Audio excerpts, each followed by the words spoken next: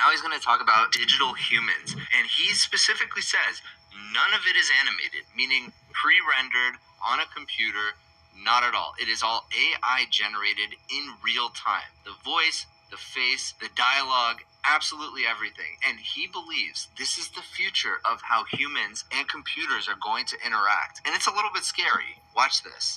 We could interact with these AI services with text prompts and speech prompts. However, there are many applications where we would like to interact with what is otherwise a human-like form.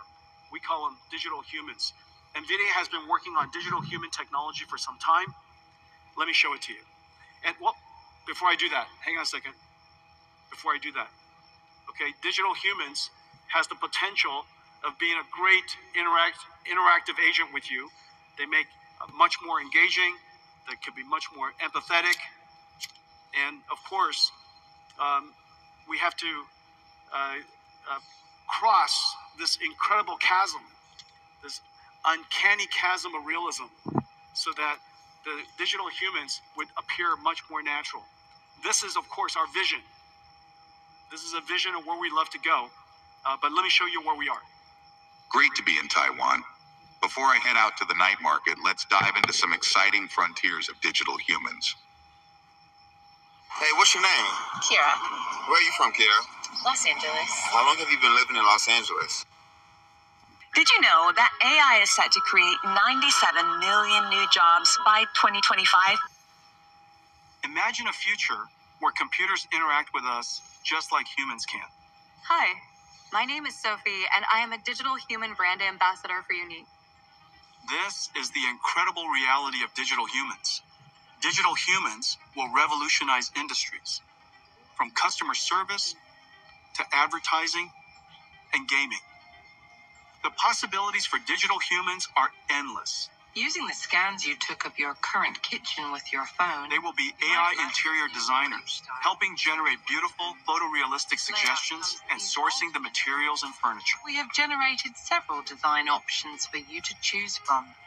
There'll also be AI customer service agents, making the interaction more engaging and personalized, or digital healthcare workers who will check on patients, providing timely, personalized care. I did forget to mention to the doctor that I am allergic to penicillin. Is it still okay to take the medication? The antibiotics you've been prescribed, ciprofloxacin and metronidazole, don't contain penicillin, so it's perfectly safe for you to take them. And there'll even be AI brand ambassadors, setting the next marketing and advertising trends. Bro, already it's dangerous. It's very dangerous. If you remove the human element, you're removing the ability to make judgment calls, use intuition, personal experience, gut instinct. I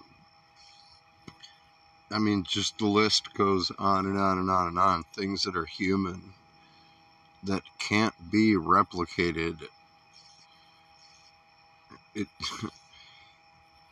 like, by their very nature, by definition, these are things that are created by a human on the spot. You can't ever recreate that. It's like the pencil can't draw itself. I mean, you could draw a picture of a pencil, but you start with no pencil and you have to draw the pencil into existence with the pencil. You can't, I don't know, man. Just simple stuff like that. No, it's not good. It's no good. Oh, this thing does not contain penicillin. Like, first of all, you're putting your life in the hands of computer? No, dude. No, not in that way. Like, are you sure? Yes, there are no cars coming. Bro, people make mistakes, yes, and you could argue, well, machines would make exponentially less mistakes and therefore, be much better. We have to accept human mistakes for the trade-off of what comes with being human.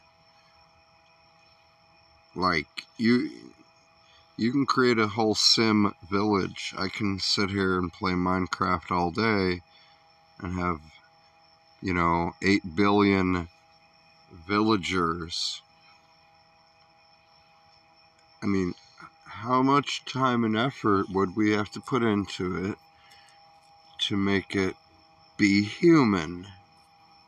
You could never put enough into it. It's not possible. It would always be, since you are programming it, it's self-defeating. It hasn't organically arisen on its own. It's like interfering with the system.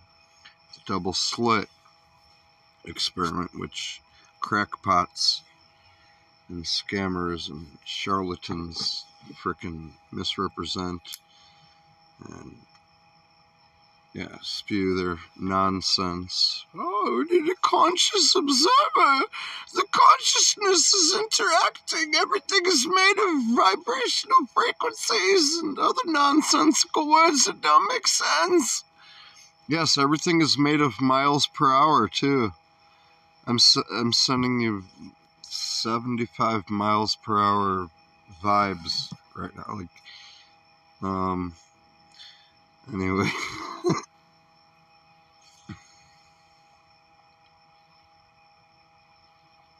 Wow,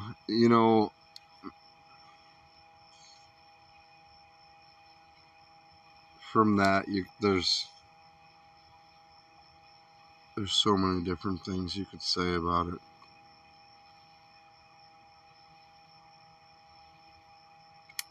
It would not be human. That's no good. First of all,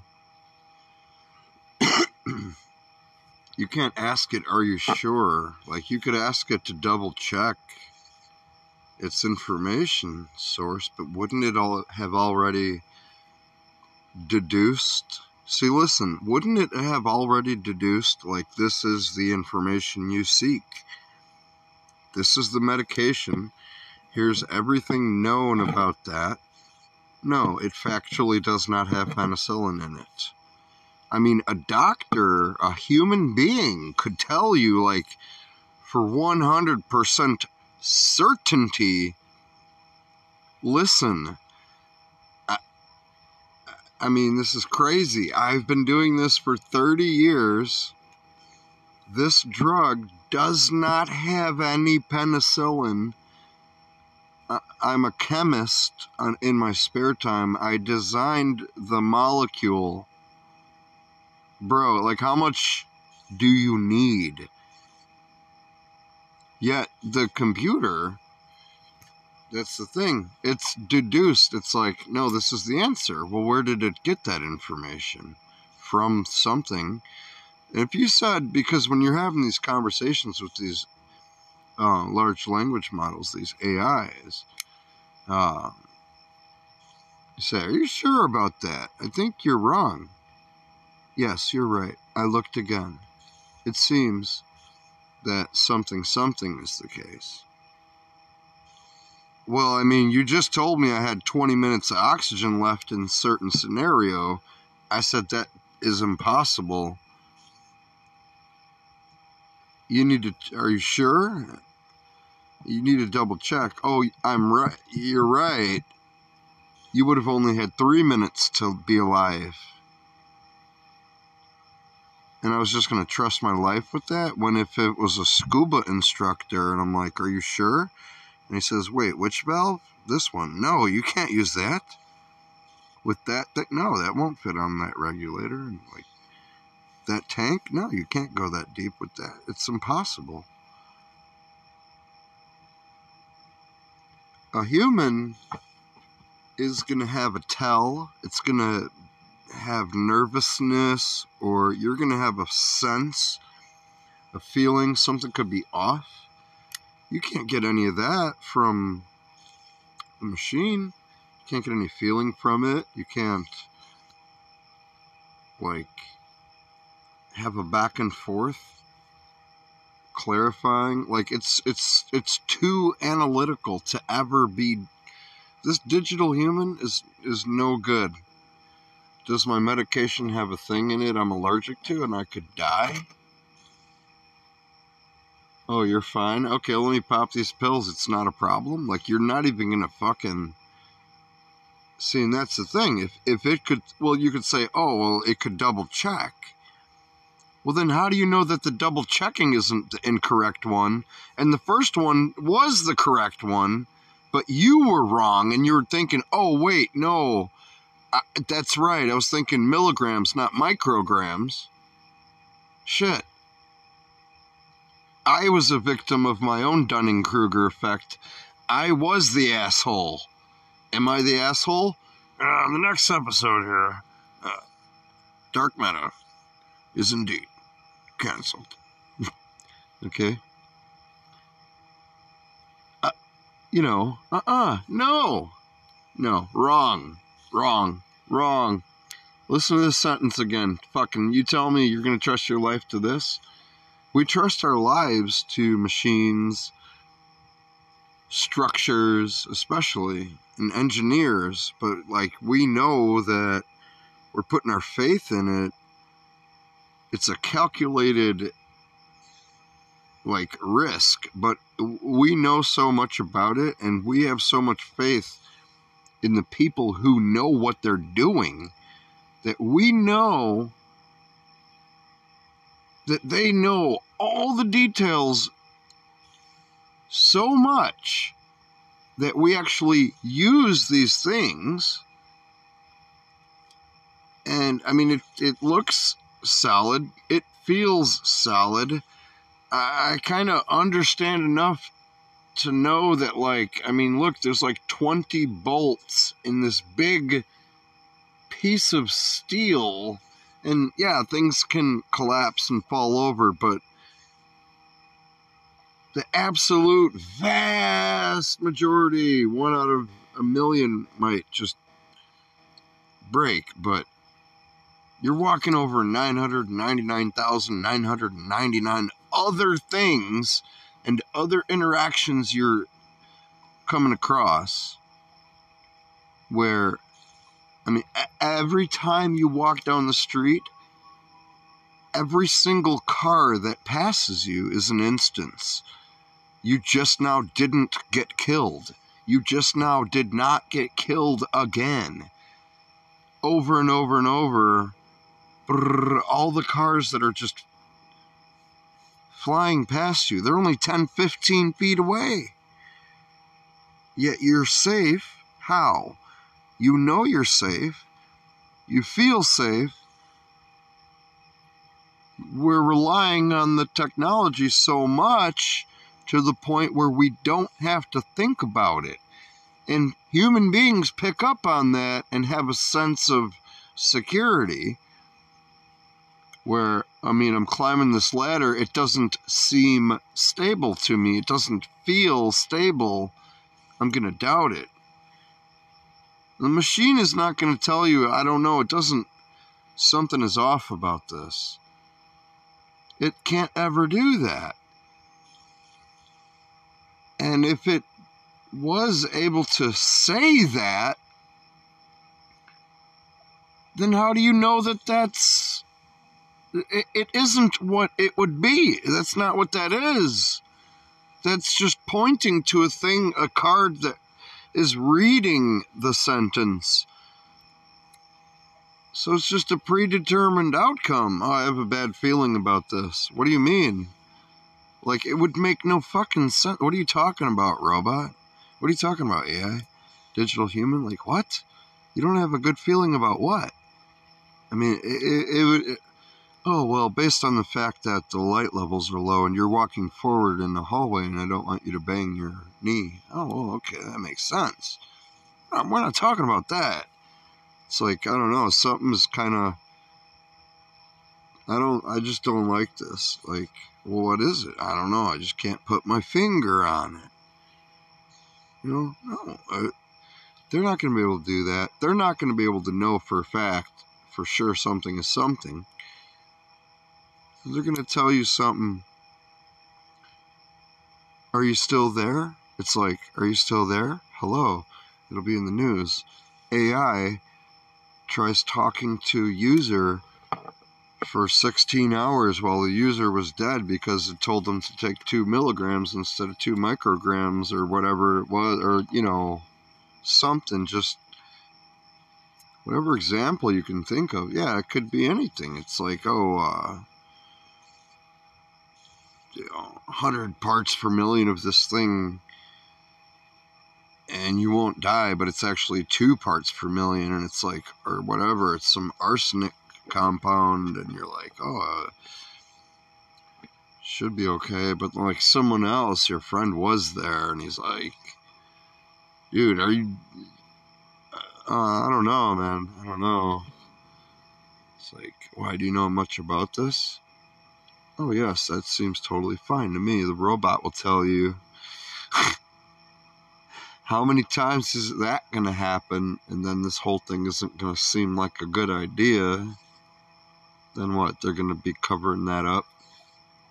Hi, I'm Ima, Japan's first virtual model. New breakthroughs in generative AI and computer graphics let digital humans. And like, no, man, you can't.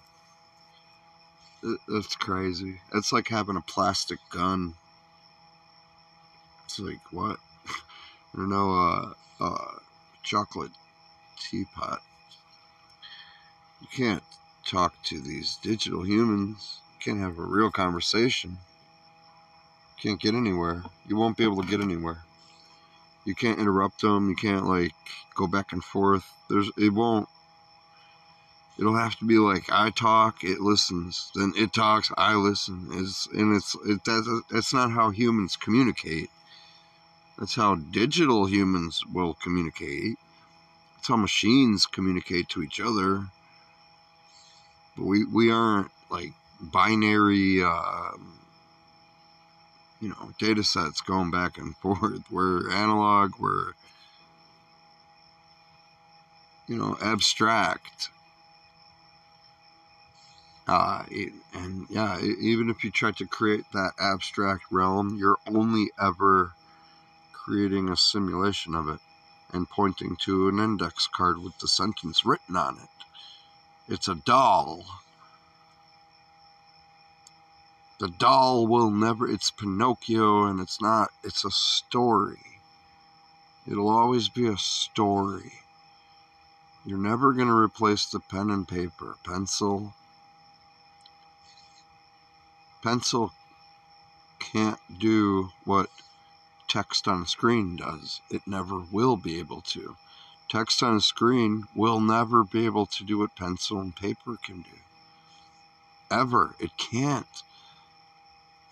It can show you a picture of pencil and paper, and you can draw whatever's on a screen with pencil on a piece of paper, but one will never be the other. It can't.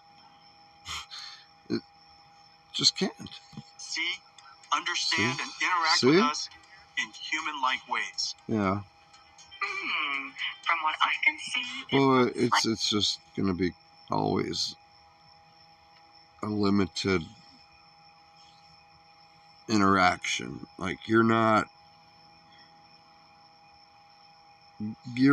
in a safari or like in the wilderness face to face with a lion. You're in a zoo behind 4 inches of glass. But they're going to want you to think that you're in the lion's cage. You're not. You're not. Here is some kind of recording or production setup. The foundation of digital humans are AI models built on multilingual speech recognition and synthesis, and LLMs that understand and generate conversation. 你们部落有什么特别的习俗吗？我们有丰富的祭祀仪式和传统舞蹈，还有对大自然的崇拜。The AIs connect to another generative AI to dynamically animate a lifelike 3D mesh of a face. And finally, AI models that reproduce lifelike appearances, That is really cool. enabling real-time path-traced subsurface scattering to simulate the way light penetrates the skin, scatters, and exits at various points, giving skin its soft and translucent appearance. Yeah, it still looks NVIDIA like an Ace is avatar. a suite of digital human technologies packaged as easy to deploy, fully optimized microservices or Crazy, NIMs. man. Developers can integrate ACE NIMs into their existing frameworks, engines, and digital human experiences. NIM! Nemotron SLM and LLM NIMs to understand our intent and orchestrate other models. Riva Speech NIMs for interactive speech and translation. Audio to face and gesture NIMs for facial and body animation. And Omniverse RTX with DLSS for neural rendering of skin and hair. That's These insane. NIMs run on NVIDIA GDN, a global network of NVIDIA accelerated infrastructure that delivers low latency digital human processing to over 100 regions. NVIDIA. I can't even put into words.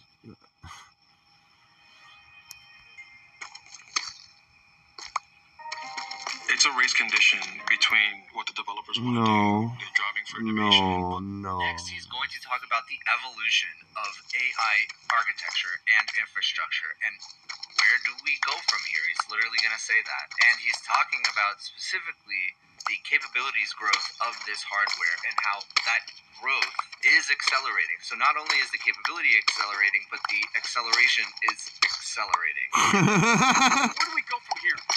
I spoke earlier about the scaling. It's getting faster, and how fast it's getting faster is getting faster. Excellent. Scaled, we found a new phase change. When It's getting faster even more quickly than it was before. We enabled transformers to be able to train on enormously large data sets. Well, what happened was, in the beginning, the data was... What happened was... It required... See, what happened was... In the beginning, the data was human supervised. It required human labeling to train AIs. Unfortunately, there is only so much you can human label. See, what happened was... Made it possible I was in a stew. The producer now transformers just came over. Data, you know what I'm saying? Look at an enormous amount of video, or look at an enormous amount of images, and it can learn from studying an enormous amount of data, find the patterns and relationships itself. Well, the next generation of AI needs to be physically based. Most of the AIs today. Sorry. I haven't heard that. It needs to be. I took that the wrong way. He meant like it has to be physically based. The way he said it, it's like it has to be physically based. Let's go, Brandon. All right. Don't understand the laws of physics. The robots. Grounded in the they don't have to understand the laws of physics. They just have to be based. Totally based. Most of the AIs today are based. To be physically based. Yes, physically, when they're robots, they have to be MAGA. They have to be based. Most of the AIs today are based. Don't need to be physically based. Physically based. Most of the AIs today don't need to be physically based. Most of the AIs today don't need to be physically based. Okay. Most of the AIs today don't understand the laws of physics. No. It's not grounded in the physical world. In order for us to generate images and videos and 3D graphics and many physics phenomenons, we need AIs that are physically based and understand the laws of physics. Well, the way that you could do that is, of course, learning from video is one source. Another way is synthetic data, simulation data. And another way is using computers to learn with each other. This is really no different than using AlphaGo, having AlphaGo play itself, self-play, and between the two, you just play yourself, child. Same capabilities, playing each other for a very long period of time. Shit. They emerge even smarter. And so you're going to start to see this type of AI emerging. 12T. If the AI data IQ. is synthetically generated and using reinforcement learning, it stands to reason that the rate of data generation will continue to advance. And every single time data generation grows, the amount of computation that we have to offer needs to grow with it. We are about to enter a phase where AIs can learn the laws of physics and understand and be grounded in physical world data. And he's going to now introduce Blackwell. The stuff that this guy is that him and NVIDIA are doing are fucking it's mind blowing beyond. You have to see the not this but the other video talking about the advancements and how NVIDIA took over with AI and just like with the new chips and like they created these whole like new computing systems and like they literally have just brought like the future into now, and it's so fucking far advanced that like it doesn't even make sense right now. And it's just he's like explaining it. They explained all this other stuff, but the way that they've done computing now, they've made like all the cutting edge technology that we literally just had 5 seconds ago is pretty obsolete. Like it's just on a scale that's never been seen before ever. I can't put it into words. New GPU architecture, the future of NVIDIA, and it's I think this. What's he gonna say? It mind blowing or something? pretty darn cool. Let's watch. Pretty darn cool. I think that's what it is. What he's talking about. So we expect that. And it's pretty. We are about to enter a phase where AIs can learn the laws of physics and understand and be grounded in physical world data. And he's going to now introduce Blackwell. And Blackwell is their new GPU architecture, the future of NVIDIA. Yeah. It's pretty darn cool. Let's watch. It's insane. So we expect that models will continue to grow. And we need larger GPUs. Well, Blackwell was designed for this generation. This is Blackwell. And has several very important technologies. One, of course, is just the size of the chip. We took two of the largest, a chip that is as large as you can make it at TSMC, and we connected two of them together with a 10 terabytes per second link between. Nothing even close to this has ever been conceived before. They're literally fucking creating the frontier. The world's most advanced SerDes connecting these two together. We then put two of them on a computer node connected with a Grace CPU. The Grace CPU could be used for several things. In the training situation, it could be used for fast checkpoint and restart. In the case of inference and generation, it could be used for storing context memory, so that the AI has memory and understands the context of the conversation you would like to have. It's our second generation transformer engine. Transformer engine allows us to adapt dynamically to a lower precision based on the precision and the range necessary for that layer of computation. This is our second generation GPU that has secure AI, so that you could ask your service providers to protect your AI from being either stolen, from theft, or tampering. This is our fifth generation NVLink. NVLink allows us to connect multiple GPUs together, and I'll show you more of that in a second. And this is also our first generation with a... Yeah, they like suddenly made all the most advanced graphic cards just overnight look like 1990s technology. And so I guess there's supposed to be all these like graphic card, like all the high-end ones are like pointless now. They're like all gonna not be sold, and they're gonna be like worthless. Reliability and availability engine. This system, this RAS system, allows us to test every single transistor, flip-flop, memory on chip, memory off chip, so that we can, in the field, determine whether a particular chip is failing. That's fucking The crazy. MTBF, the mean time between failure of a supercomputer with 10,000 GPUs, is measured in hours. The mean time between failure of a supercomputer with 100,000 GPUs is measured in minutes. And so the ability for a supercomputer to run for a long period of time and train a model that could last for several months is practically impossible if we don't invent technologies to enhance its reliability.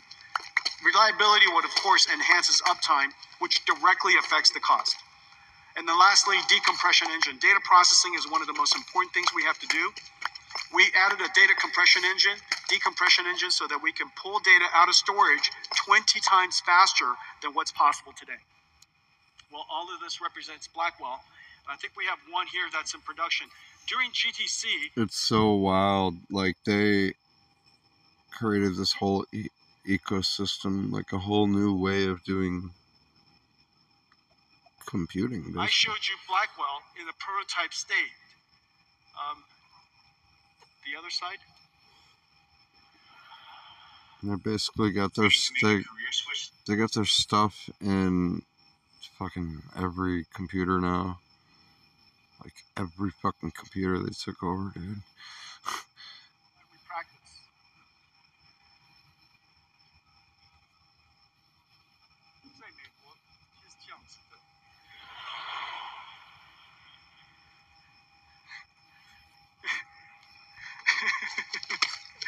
Ladies and gentlemen, this is Blackwell.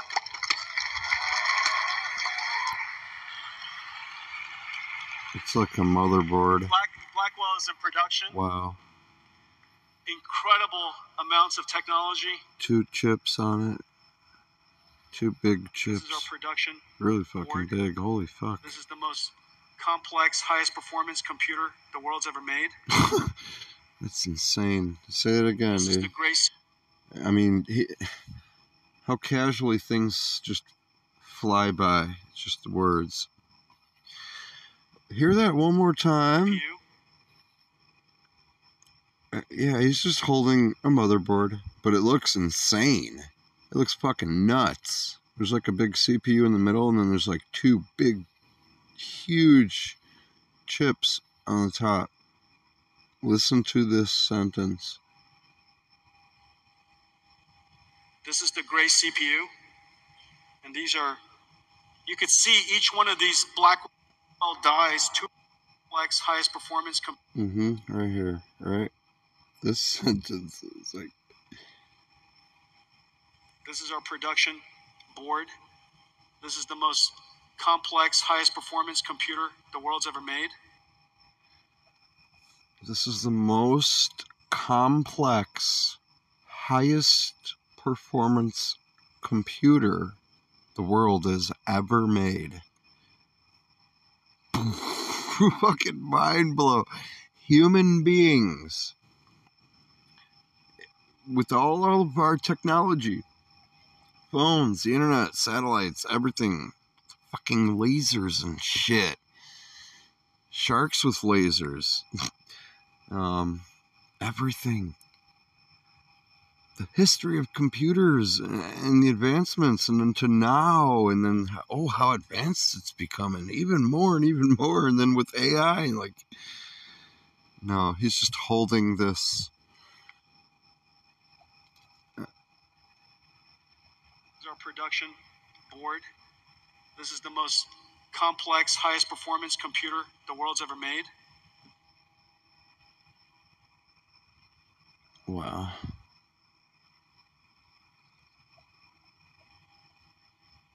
This is the gray CPU, and these are, you could see each one of these Blackwell dies, 2 of them connected together. You see that? It is the largest die, the largest chip the world makes. Why can't you just fucking connect 4 of them together then? What's I mean, that's the way it goes. Eventually it will. It'll be 8, 16, 32. Fucking. 2 of them together with a 10 terabyte per second link. What the fuck is happening? 10 terabyte per second data throughput. 10 terabytes. 10 terabytes. 10 terabytes. Like, what? It can't. What? Imagine that was your speed of everything. Okay, and that makes the Blackwell computer. And the performance is incredible. Take a look at this. So,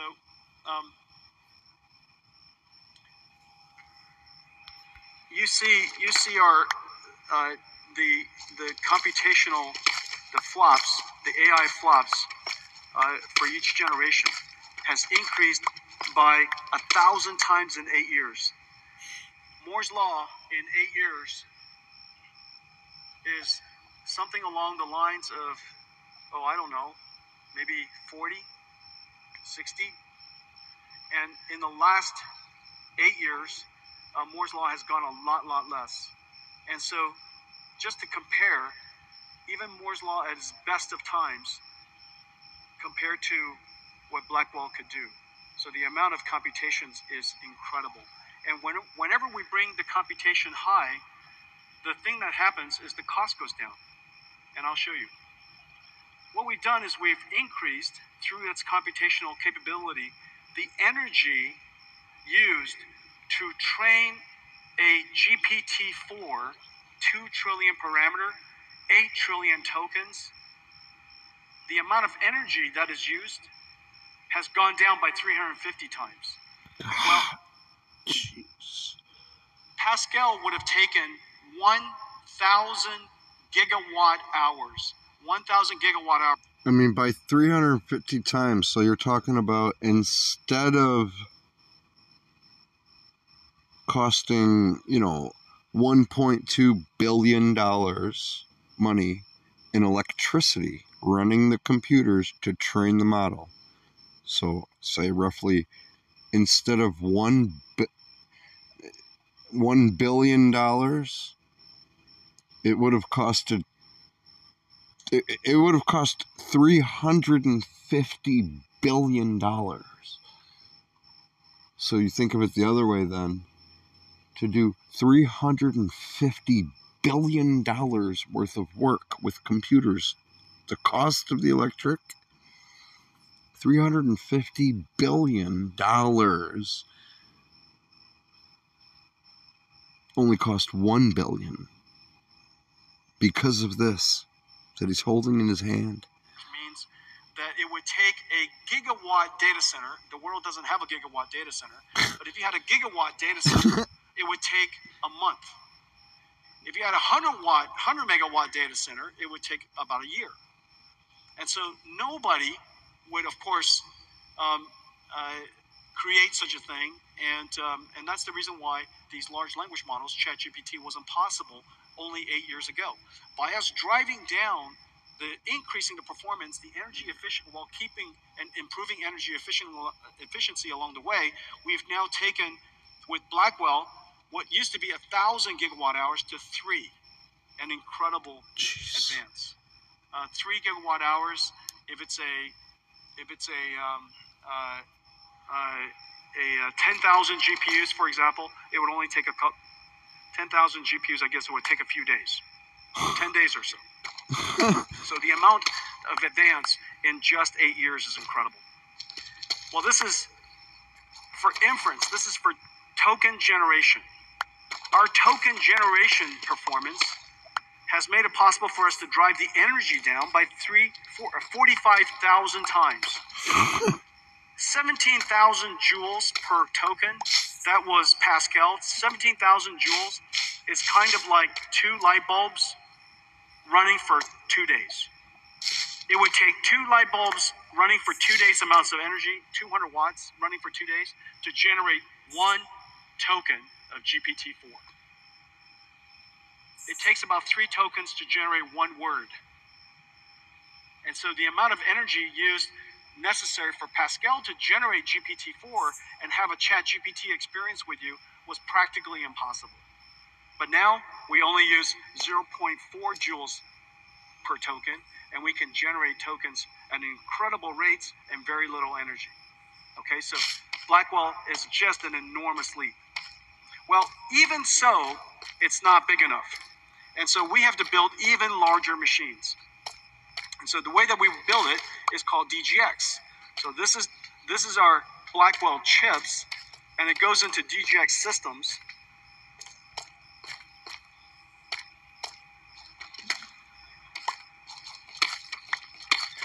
That's why we should practice. I'm a data scientist at Oh man. What do you make for your doing this?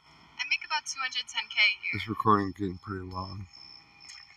So this is a DGX Blackwell.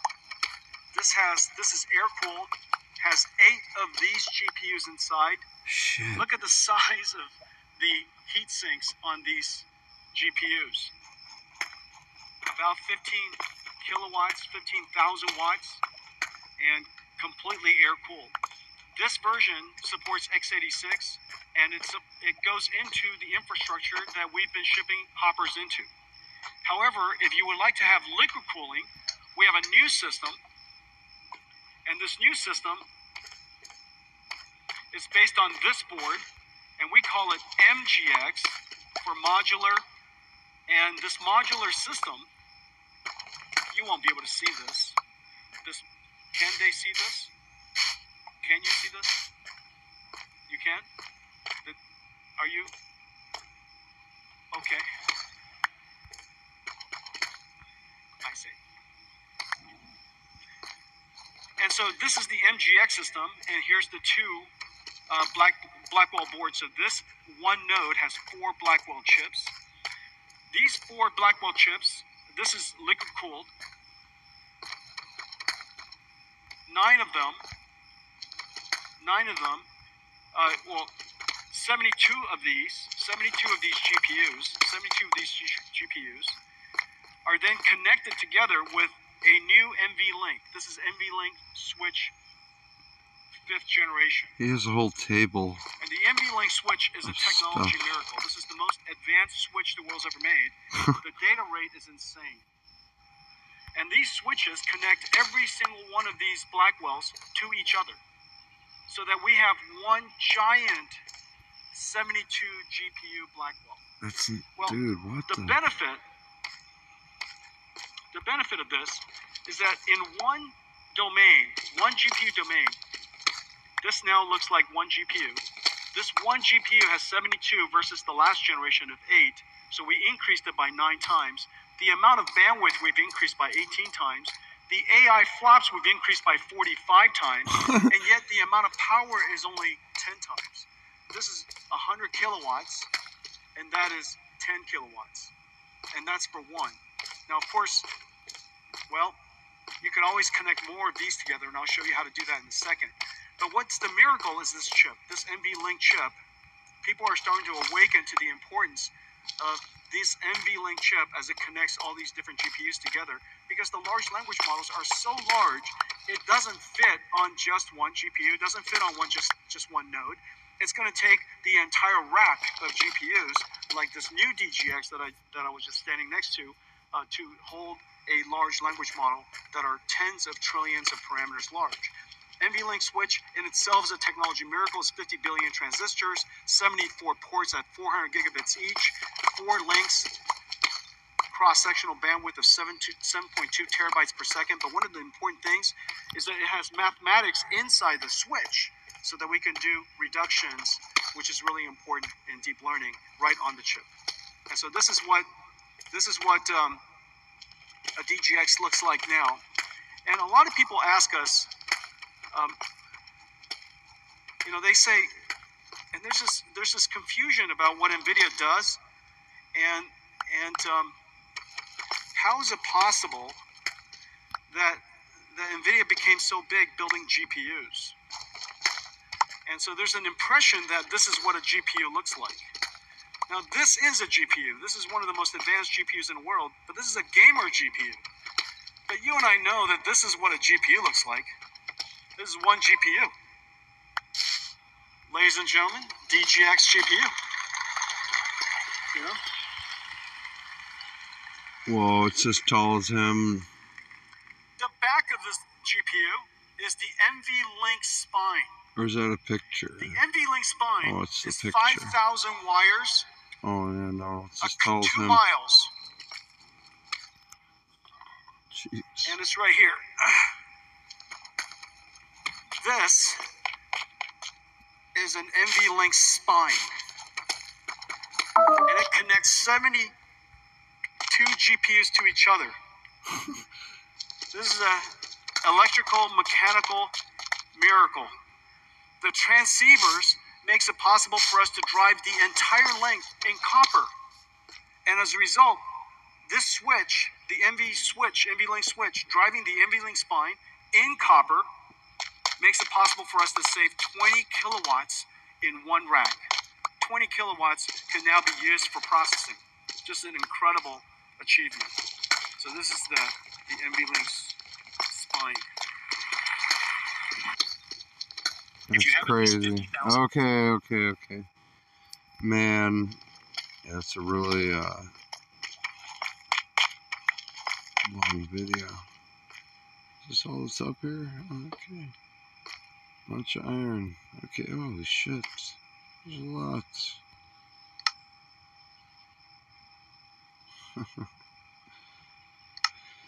Yep. Alright, I'll see you later. Bye. Bye.